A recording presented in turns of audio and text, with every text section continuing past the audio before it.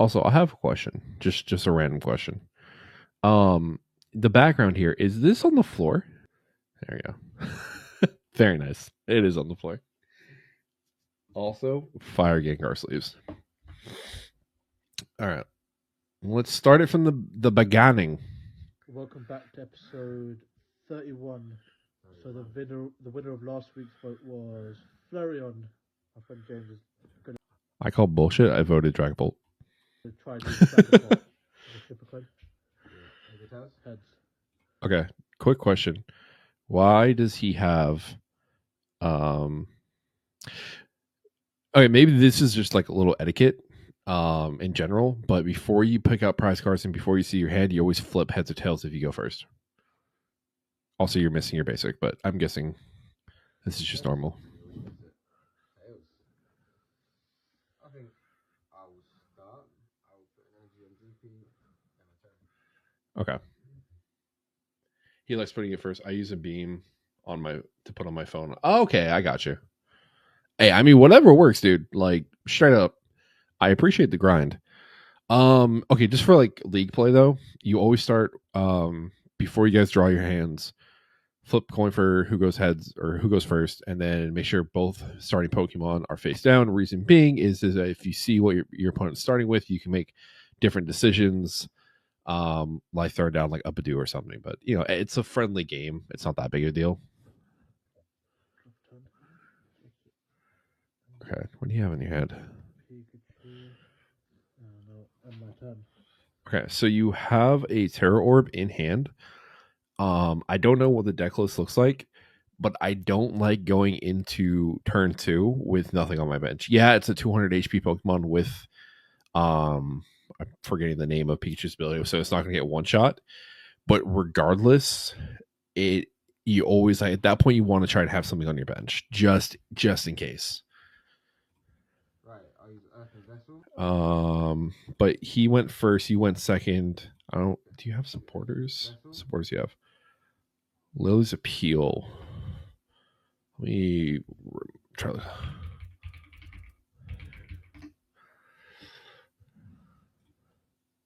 Where's that? Lucia's Appeal.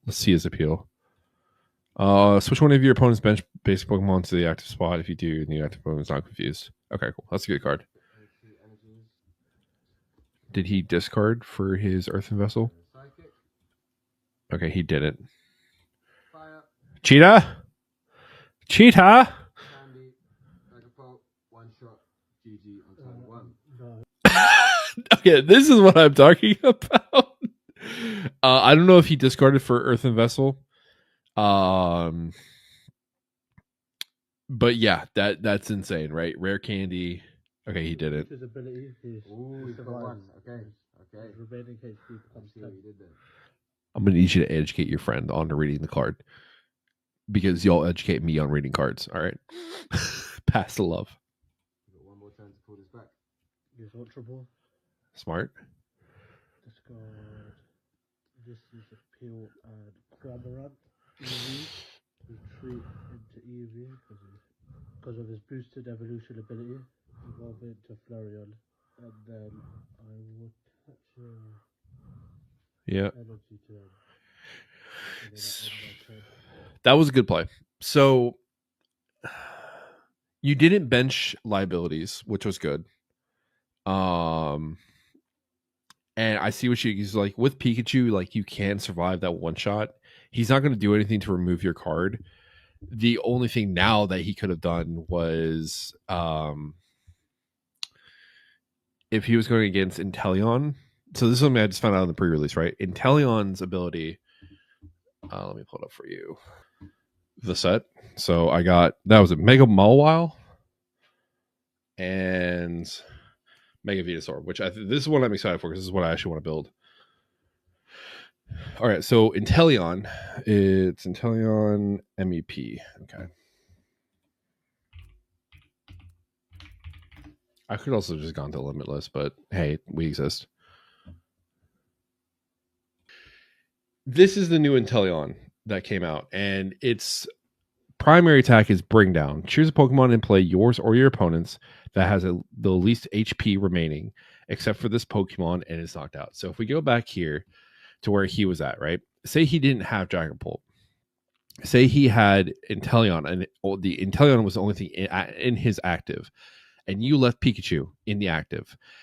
It's knocked out by this effect. So you did the right thing because you know what your opponent's playing. You know there's no way they can turn to knock you with Pikachu. So that's great. But just keep that in mind because now there's cards like Inteleon that are not going to care about Pikachu's ability because it's not damaged, it's just knocked out, which is insane. This deck was actually insanely powerful, but the problem was it's just Mega Kangaskhan. I couldn't combat it with anything else. So once he knocked out my Inteleons, I was like, okay, well, we're screwed. So that was a good play. That was good. He obviously is in the wrong here because he didn't discard his card for Earthen Vessel, but hey, tomato, we out here.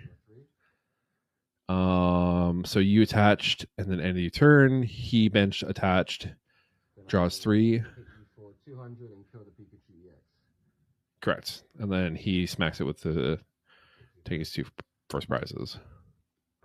I'm just good. Valid. That's a valid scoop. Let me turn my lights on.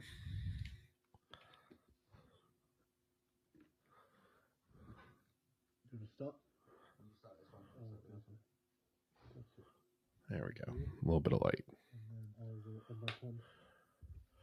All right, so you started with Tamaru attached. I'm gonna just hit you for 10. I'm gonna do. Flip coins to faster than your opponent's burn prevent all damage to this Pokemon by attacks. Okay. We do defense card. So flip a coin if heads, no damage next turn. Heads. No damage next turn. Easy. Did he call it Dragalope? I like it. One in my hand, one at the bottom of the deck. Put a fire energy on him. And my turn. Yeah, no energy. So I'll do defense card. I'll get heads or CG. No, is it? Yeah. Scoop. GG. I'm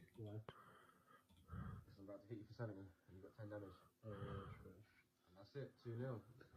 So that's a great example of making sure that you have something benched. Even if you're afraid to bench a liability, just because you've got an 80 HP baby Pokemon in the active, he's got Dragapult or a Drippy that evolves in Dracloak, so you know that he can take it out. So you want to try and bench something there, but it looked like you had no option to bench anything. You'll be using cheese this time. Cheese string against Flareon. Control again. I'm starting this one, right? Control again. Cheese. Alright. Dang, 2 mulligans. I'm starting. Metal energy on him, and I can use this guy as a deck, so I can select my deck for 2 evolution metal Pokemon. 2 cheeses. Yeah, I think that in my turn. I'm gonna use Buddy Puffin. There we go. Yeah, I know. Gonna use Nestball as well for him. And my turn for now. So was Eevee evolves from hand, right? So you didn't have like a Flareon in hand. I wish I knew what you had in your hand. You need Okay, stage 1, yeah, my bad. Draw a card, you can actually put 2 cards. That's not fair. Haha, I'm gonna use Energy Search Pro. So what I probably would have done here is before the end of your last turn, right? I would have Nestballed Buddy Puffins, right? And then Iono'd to see if I could get a Flareon, right? Because same thing is you don't really want to leave the EV in the active like that. I couldn't really see what was in your hand, but at that point, like, okay, he's got a Gholdengo. He's about to have a Gholdengo, right? Because he's got Genesect. Genesect, you know the Gholdengos are in his hand. And yeah, he can pull him back out with Genesect, but that's fine. Iono him to make him have to use Genesect again. Because now, if you think about it this way, right, his deck is thinned. And yeah, he redraw with Genesect, but you also need the Iono. So it's like, okay, whatever else he had in his hand to help him out is gone. And now you've also added more Oh wait, that would shuffle. Belay everything I just said. Hold on. Let me gather my thoughts. Okay, you should have Ionoed because you didn't have a Flareon. You would have Ionoed to try to get into a Flareon, whether it be getting an Ultra Ball or some sort of search for the Flareon or drawing into the Flareon. Yeah, it would not have affected him because he has Genesect, but still, at least at the very least, you would have at least some sort of threat on the board. Maybe in future videos I'll show more of a hand. Yeah, I would definitely show more of your hand. Yeah. I think it's pretty much GG. Right, I'm gonna just hit you for 50. 50. Done. Now 100% when I own him. So he just used ESP. So he's got a bunch of energy in his hand. That's his A spec. I own him. Then use Iona. There it is. Deck. You draw 5, I draw 6. Hey, got me. I'm going to put down Badoo. And then Retreat I'm into gonna use Badoo. an escape rope, so we both have Yep. to switch our bench with our active. Very good. So now his Genesect is stuck in the active, and you're Badooing him, which Gholdengo hates. Good play. Good play. Good play. And you can't use any item cards. Also, you wouldn't hit him for 10 because he resists grass types by 30. So you would do 0 damage, but the effect would still go through. Continue duels. I use Gholdengo's ability for the card. Yeah. I play Dragapult and I use energy retrieval.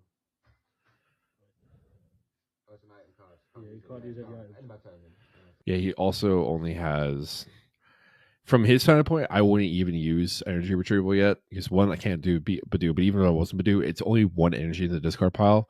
There is no point. Oh, you guys, that's right. You guys don't do weakness and resistance. So I use You should. for 10, and you can't use any item cards. I'll use Gholdengo's. I'll roll pin so I can use 2 Gholdengo abilities. Yeah. Draw 2. End my turn. Add energy, retreat. Okay, you don't have to add an energy to Badoo because Badoo has a free retreat. Use Jack, search my deck for 2 evolution Pokemon. Flareon, Luthien. And then I'm going to use Trap Ghost's ability so I can search for. So his attack, not ability. But, Tomato's model, same thing. Prism Charge, search your deck for up to 3 basic energy cards of different types, and attach them to your Terra Pokemon in any way you like, then shuffle your deck. Bingo. That's a good play. You did waste an energy on the Badoo by attaching, because Badoo has free retreat, but you could have attached like that energy to Flareon, and then that's now essentially you're attaching 4 energy in that turn. 3 different energies and attach them to my Terra Pokemon.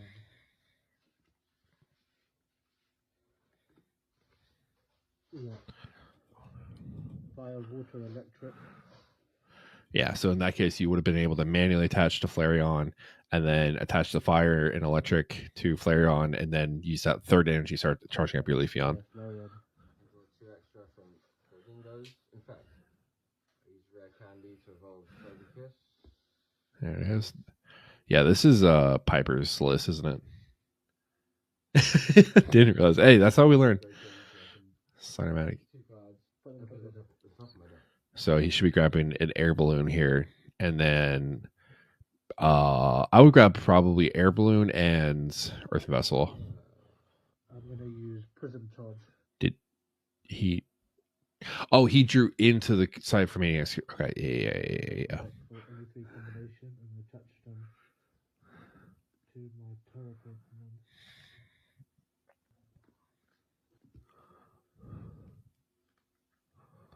Attach energy. Retreat. Now he should use.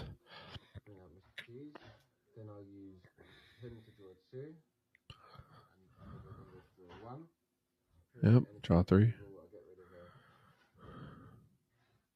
Rare Candy and a Goldie. Yeah, before, yeah? Also, just for future reference, a smart play here is if you have, say, only 3 energy in the discard pile, like how he does, right?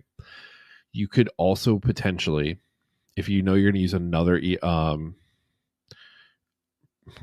Research Pro, not Research Pro, Superior Energy Retrieval, right? You can also discard energy. Now, you can't grab the energy you discarded using Research Pro, but you can use it next turn. Just something to think about if you're trying to like place energy where you need it, and you're like, okay, it's already in my hand, but what if I get Ionoed or something like that? You know what I mean? Like there's like I've seen people do it where they'll keep the energy in the discard and they'll discard it with Research Pro just so like they don't lose it to an Iono. Can I use Siphon It's a risky play, but sometimes it works. Switch, bring out Genesect What? and What? Okay, hold on. We got to go back. Back to the beginning of this guy's turn. All right. He does Energy Search Pro, Rare Candy and a Goldie. grabs. Can I use Siphon Maniac's Code Break-In, switch, bring out Genesect. Okay, I'm gonna show you something. And for your audience as well. Welcome to what's called the sequencing for dummies. Hi, I'm your professor, Sypoffins. This is how you play your turn, and then I'm gonna go into explaining what he did and why it hurts my brain. All right. So first thing you want to do is decide your goal for the turn. What am I trying to accomplish by the end of this turn? All right, awesome, right? Bada bing, dip. All right, what pieces do you need to accomplish this goal? So do I need energy? Do I need a switch? What is it that I need to accomplish this goal? Am I trying to take out a Pokemon? Am I trying to take a prize? Am I trying to evolve something, et cetera, right? So what am I trying to do? What do I need to do it? Next thing you know, it's called thinning. Play cards that remove undesirable cards from the deck to improve your odds of drawing into what you need, i.e. Nest Ball, Buddy Poffin, etc. So with Gholdengo, it's really, really important to thin your deck because you're using all that draw power. Don't play thinning cards if you want to draw the archetype, item, tool, Pokemon, etc. of the card that your thinning cards retrieves. So what does that mean? It's like, okay, don't play Buddy Poffin to thin out basic Pokemon if you're trying to get a draw into a basic Pokemon, if that makes sense. Random draw. All right, so now you use cards with abilities where you have no say in the outcome, i.e. Pheasant need to be flipped script, etc. Right? So just saying, hey, just draw randomly, you don't get to choose, and then use it in order of cost. So you can use ones that are free and then ones that are condition met, or if you have to discard. Then you can use decision making. So you've done all that. You've done thinning, you've done random draw, you still don't have the pieces you need. Now you're going to do decision making draw. Same as step 3. But you have the same what you draw, i.e. Dracloak, Recon Directive, or like Nest Ball. Or sorry, no. Specific card draw is Nest Ball. So it's in the name of the card, you get a specific card you need. Cards that do this can also be used in step 2, multi-purpose if you get the idea, right? So if you already know, you can just use a single Ultra Ball to grab what you need, then just use the Ultra Ball. Lastly, you can use once a turn actions. These are actions that can only be used once every turn and cannot be reversed by any other actions, i.e. support cards, energy attachments, or once a turn non-draw abilities. Decision. Now decide if you want to proceed with the original goal or pivot. If you want to pivot, then you can go into the hand reset, right? So if you know you're going to play a hand reset, you're going to do steps 1 and 2, right? Go for this turn, thin the deck, then commit to the step 5, don't commit support base or board base search specific cards, right? Do your hand reset first, then do specific card search. All right, so I know there's a bit of a crash course in this, so feel free to pause the video and read everything here. So what pissed me off, and not pissed me off, but what confused me was, okay, he draws 2, and then he uses Cypher Maniac code breaking, and then he switches. Okay, if he had Cypher Maniac's code breaking already in the active or already in his hand, he didn't draw into it. What he should have done was played that first, then drew into the cards he needs, and then play. Because what he could easily have done is attacked off rip into Terrapagos to take a prize. Now, if he's afraid of losing his Gholdengo, that makes sense. However, I would not be afraid of losing Gholdengo. I want to get rid of your energy draw because I have a second Gholdengo ready to go. So it's like, at the very least, switch into the Gholdengo without energy and use his ability. Make sense? So putting Genesect back into the active is essentially locking him and allowing you to fully charge up whatever you want, and then basically saying, hey, take a free 2 prizes whenever you're ready, and then I'll respond with more Gholdengos. So unless that's his plan and he doesn't have enough energy to one-shot your Flareon, which I think he does. He has 3, so that's 150. He needs 3 more. And he could have Cypher made a code breaking for like an earthen vessel or an energy search or something and gotten what he needs. That this really kind of screwed him over. So the only alternative is he's waiting for Leafeon and Flareon to be inactive. But if I was you, I'd be searching for an Iono right now to absolutely ruin everything he got. Because he also he could have just switched into the Gholdengo with no energy, drawn 2 more, and then just let the Gholdengo fall. But we'll see how it goes. All right, so you got an Ultra Ball. You're attaching 2 to retreat. Yeah, 2 to retreat. Save the Crispin, so I can search for any 2 cards and attach. So with Crispin, don't attach before you use him, because you add 1 to hand, 1 to the Pokemon in any way you like, right? So I would just wait Crispin first, see what energy you have left, and then make the decision of, hey, which card am I going to attach to Rapikos in order to discard? One of them. We get grass, we'll touch grass. I'm going to do hard tackle for 100. Ooh, okay. Smart. So you're taking advantage of the fact that he is now on the back foot. So he's protecting his Dangos because he doesn't have the energy or the resources to knock out something. He doesn't want to waste it on a single prizer. So you're going to take advantage of that absolutely with charging up to Rapikos. That's super smart. Because you know the moment that you knock out Genesect, he's going to respond with Gholdengo. And if you do that with one of your EVs, then he can potentially one-shot them. So actually, I like what you're doing here. This is super smart. You're taking advantage of his anxiety, which is 99% of Pokemon is just taking advantage of your opponent's anxiety. It's like poker or chess. Do hard tackle and knock it out. Perfect damage. Bring out cheese. I'm going to draw 3 cards. I'll use boss's orders. I'm going to use boss's orders to bring out Flareon. 1, 2, 3, 4. Okay, 5, so that's what he was waiting for. Now we're a little bit further, I kind of see where he was coming from while putting up the Genesect. However, I personally may have sacrificed a Dingo instead to get that extra draw power. So draw 2, switch, draw 2 more, Cypher Maniac's code breaking, save the Genesect so I could try starting up a 3rd Dingo. I'm not sure how many Dingos he's running into the deck. If this is Piper's, I believe there should be 4 in the deck. And giving my time to run like that 4th one. Keeping that Genesect, because that Genesect will help me thin my deck out and I can grab a Dingo whenever I need to. So draw 4 plus Cypher Maniac's code breaking to make sure I get the pieces I need to respond. I got bosses and stuff like that. So there, KO on the Flareon, and then Togekiss. When your opponent's act out with a coin of its head, I can take 3 prize cards. 3, one more. Yeah.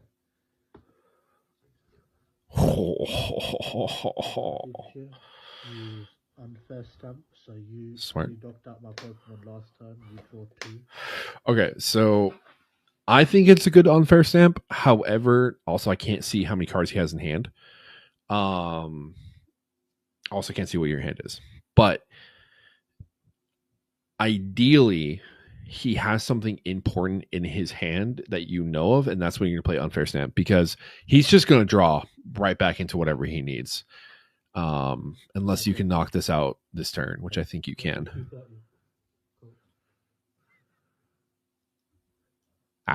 Yep. I was gonna say,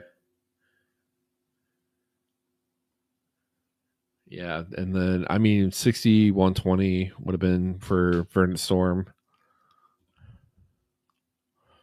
To heal 100 from each of your bench Pokemon is so insane. Eevee's such a good deck if played right. Review will take it. So count your prize cards, 1, 2, 3, shuffle them and put them in the top of the deck. Take any cards from the top of the deck and put them face down as prize cards. I use super energy retrieval.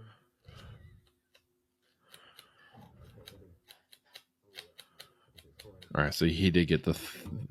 Oh no, he has that Gholdengo from earlier. You have 4 prize cards left. So he's feeling pretty confident. Because he's going to try. Ooh, he can't one-shot it. That's rough. You have 4. So now his prize mapping is a little messed up.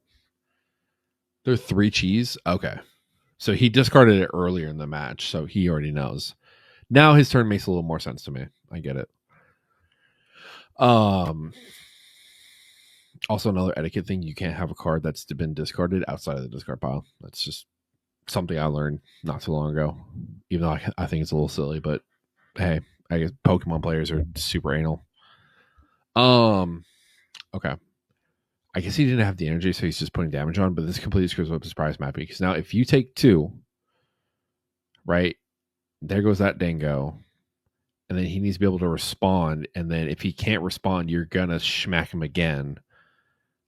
Ooh. This use Nestle. Search my deck for a basic. Okay. What basic are you looking for? Hops Crabarant. Okay, I'll do I see what you're doing, and I like it. 30. Knockout. And I'll take 2 prize cards. I'll draw 2 because of cheese. Superior energy retrieval. 4 energies. And I'm going to knock you out with Just one. Just discard 1. Or 2. Yeah, discard 2. 2 energies. Yep. And I'm going to flip a coin, and if it's heads, it's GG. But I always get tails. Tails never fails. Tails.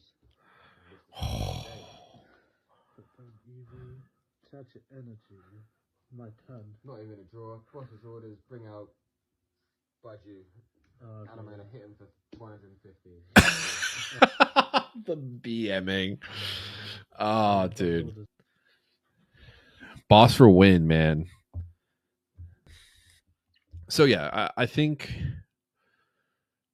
you played well, but you weren't able to take enough prizes with Flareon. And then, what is it? Besides that, yeah, you played well. There was the energy mix up earlier. You could use Crispin. And then Unfair Sample was well played. I don't know it was well played. I just couldn't see really what else was in your hand. So that was pretty good, man. Just very unlucky. Yeah. Well, Eevee's evil. And I love seeing Eevee lose. Because, we out here. I hate Eevee with a passion because I lose against it all the time.